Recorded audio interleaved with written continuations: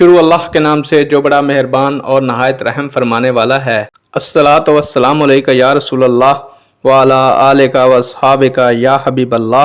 السلام علیکم معزز ناظرین و سامعین، اللہ تعالیٰ سے دعا ہے کہ اللہ تعالیٰ آپ لوگوں کو خوش و خرم رکھے اور آپ لوگوں کی تمام تکالیف پریشانیوں کو دور فرمائے۔ آج کی ویڈیو کا عنوان ہے اسلام کا ایسے شخص کے بارے میں کیا حکم ہے جو کہے کہ شریعت بعد میں ہے اور میرے معاملات پہلے ہیں۔ امید کروں گا کہ یہ معلومات آپ کے علم میں اضافہ فرمائے گی اور آپ اس ویڈیو کو شیئر کریں گے، چینل کو سبسکرائب کریں گے تاکہ دوسرے لوگ بھی اس معلومات سے مستفید ہو سکیں۔ پیارے دوستو، بڑھتے ہیں ویڈیو کی جانب۔